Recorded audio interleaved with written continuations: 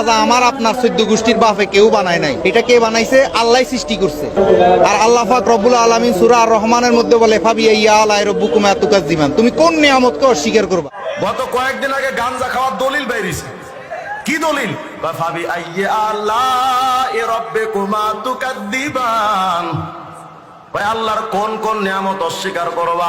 তো গাঞ্জাও তো নিয়ামত। একটা গল্প মনে পড়ে গেছে, কমো আপনাদের, বিরক্ত হবেন না তো?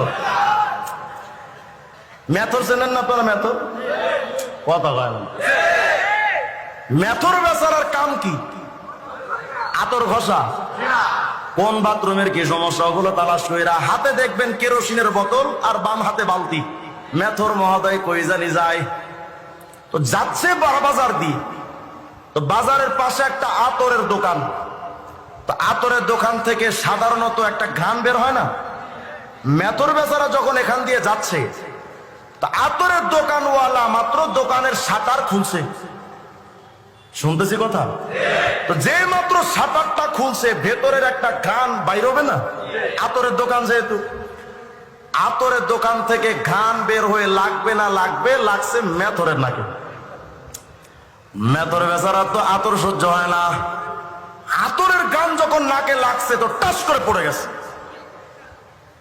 এখন তো মহাবিপদ। আতরের দোকানওয়ালারা তো সাধারণত একটু হুজুর টাইপের হয়।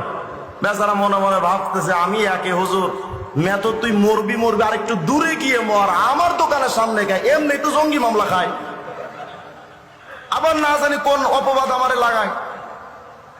যত আশপাশে ডাক্তার কবিরাজ আছে সব আনা হলো, অ্যালোপ্যাথিক, হোমিওপ্যাথিক, গাছটা হার্বাল সব ট্রিটমেন্ট চলছে, কাম হয় না।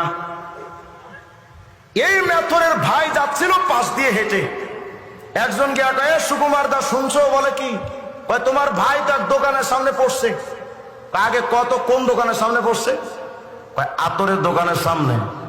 আমিও ভাবছিলাম ও তো আতরের দোকানের সামনেই পড়বে, ও তো অন্য কোনো জায়গায় পড়া জাত না, তো কায়দা মতো বসছে। তারপরে কি করলাম? ডাক্তার কবিরাজ অনেক কিছু আনছি, লাভ হয় না। ওভাবে লাভ হবে না, আমার নিয়ে চল। নিয়ে আসছে। আনার পরে মেথরের ভাই এসে ডাক্তারদের বলে, ডাক্তাররা সারাদিন যদি ওরে অ্যালোপ্যাথিক, হোমিওপ্যাথিক, হাজার হাজার 500 পাওয়ারের ঔষধও যদি খাওয়াও, কোনো লাভ হবে না। হয়তো ট্রিটমেন্ট কি? এর জন্য একটা ট্রিটমেন্ট আছে। কি ট্রিটমেন্ট? পাশে বাথরুম আছে না? হ্যাঁ আছে। বেচারা গেছে বাথরুমে, গিয়া এক মুঠ ময়লা হাতে নিয়ে আস, আয়না হাতের থেকে ময়লাটা নিয়ে সুন্দর করে নাকে লাগাই দিছে। যেই মাত্র মেথরের নাকে পায়খানার একটু মলম লাগাইছে, মেথর উঠে কয়, আহ এত বড় নিয়ামত কই আসিল রে। মেথরের কাছে পায়খানা যেমন নিয়ামত, ভণ্ডদের কাছে গাঞ্জাও নিয়ামত। আবার কিছু মানুষ কয়, হুজুর আমরা গাঞ্জা টাঞ্জা খাই না, এ ব্যাপারে বললেন না। কি খাও? সিদ্ধি। আমি বললাম, হারামির সিদ্ধি তো গাঞ্জা। হুজুর খবরদার সিদ্ধির বিরুদ্ধে কইবেন না। কেন? কয় সিদ্ধি একটা বরকতের খাবার। আচ্ছা, এত বড় বরকতের খাবার সিদ্ধি খাইলে কি হয়? হুজুর বুঝেন না, সিদ্ধি খাইলে বুদ্ধি বাড়ে। এত বুদ্ধি বাড়া বাড়ছে, সিদ্ধি খায়া বাড়িতে এসে টাল হয়ে বউরে কয়, ও মা দুটো ভাত দেওয়া যাবে মা? বুদ্ধি বাড়ছে। এরা এখন আমগো নাম দিছে আমরা শরীয়তি হুজুর। এরা হলো মারেফতি বাবা, আর আমরা শরীয়তি মোল্লা। তো সমস্যা কি? কয় পাগল মরলে বাতি জ্বলে, মুন্সি মরলে জ্বলে না। মানে শরীয়তি মোল্লা আমরা যখন মরি, আমাদের কবর কি মোমবাতি জ্বলে? এদের কবরে নাকি মোমবাতি জ্বলে। এজন্য গান বানাইছে, কয় পাগল মরলে বাতি জ্বলে, মুন্সি মরলে জ্বলে না। পাগলার কাছে খোদাই থাকে, কানার দলে দেখে না। টুন টুনা টুন।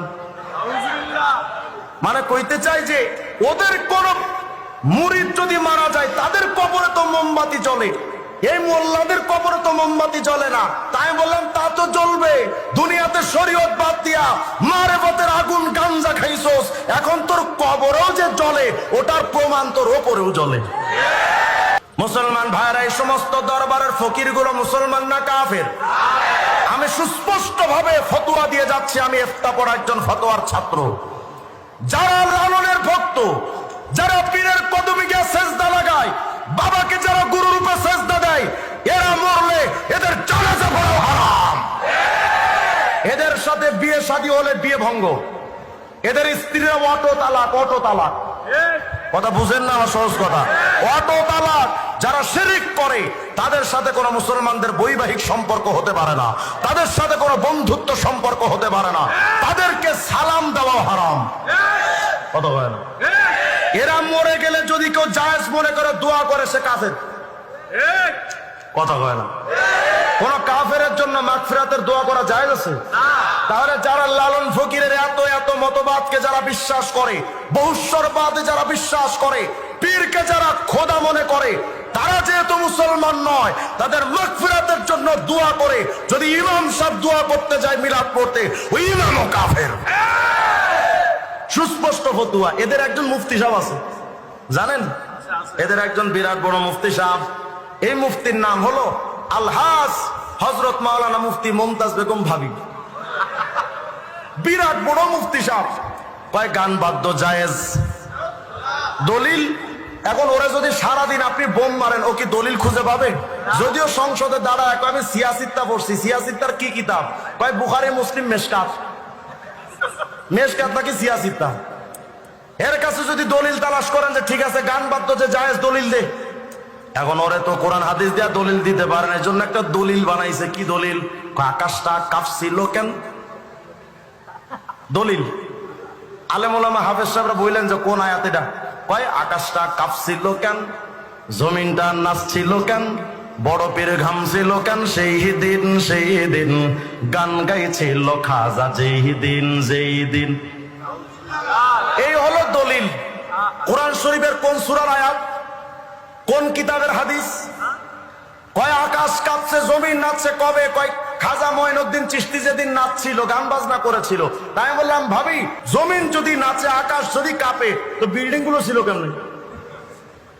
আচ্ছা, আপনার কি মনে হয় খাজা মঈনুদ্দিন চিশতি রাহিমাহুল্লাহর মতো এমন একজন প্রখ্যাত বুজুর্গ, আল্লাহওয়ালা, খাঁটি একজন ওলি, তিনি গান বাদ্যযন্ত্র করেছিলেন, এটা শয়তানও বিশ্বাস করে? অথচ এই শয়তানগুলো বিশ্বাস করে। আমার মনে হয় শয়তান দূরে থেকে মমতাজের দিকে তাকায় আর বলে, মমতাজ তুই আমারও হারায় দিলি।